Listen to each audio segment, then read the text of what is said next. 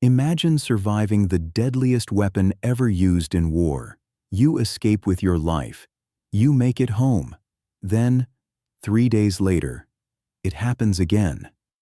This is the extraordinary true story of Tsutomu Yamaguchi, a man officially recognized as surviving both atomic bombings of Japan during the Second World War. August 6, 1945, Hiroshima. Tsutomu Yamaguchi was a 29-year-old engineer working for Mitsubishi Heavy Industries. He had spent months in Hiroshima on a business trip. Now, he was preparing to return home to Nagasaki. As he walked toward the shipyard that morning, he realized he had forgotten an important document. He turned back. That simple decision would change his life forever. At 8:15 a.m., an American B-29 bomber called the Enola Gay released a single bomb. Its name was Little Boy. Moments later, the sky became brighter than anything Yamaguchi had ever seen. A blinding flash. Then, an enormous explosion. Yamaguchi was less than 3 kilometers from the blast. The shockwave threw him violently into a nearby field. His eardrums burst. His face and arms suffered severe burns. The world around him had disappeared beneath dust, smoke, and fire. Buildings had vanished. Thousands of people were dead within seconds.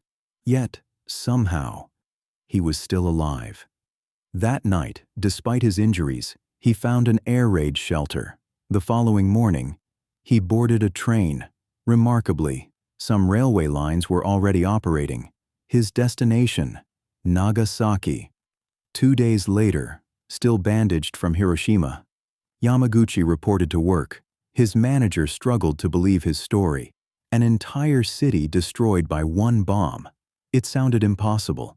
As Yamaguchi tried to explain what had happened, the room suddenly filled with white light.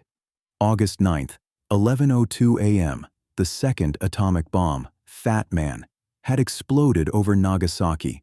For the second time in 3 days, Yamaguchi was caught inside a nuclear blast. Again, he survived. His home was damaged. His family survived after taking shelter. Many others were not as fortunate.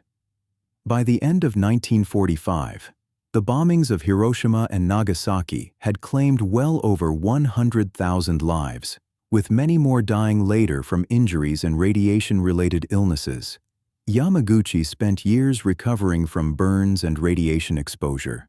Like many survivors, he experienced long-term health problems throughout his life. For decades, he rarely spoke publicly about what happened, not because he forgot, but because the memories were too painful. Later in life, he became an advocate for nuclear disarmament. He believed no one should ever experience what he had lived through. In 2009, the Japanese government officially recognized Tsutomu Yamaguchi as a survivor of both Hiroshima and Nagasaki. He remains the only person to receive that official recognition for surviving both bombings, although historians believe others also experienced both events. Tsutomu Yamaguchi died in 2010 at the age of 93. His story isn't about luck. It isn't about statistics.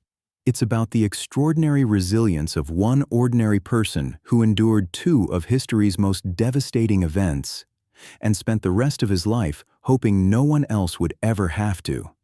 Sometimes history isn't remembered through empires or battles. Sometimes it's remembered through the people who somehow survived them.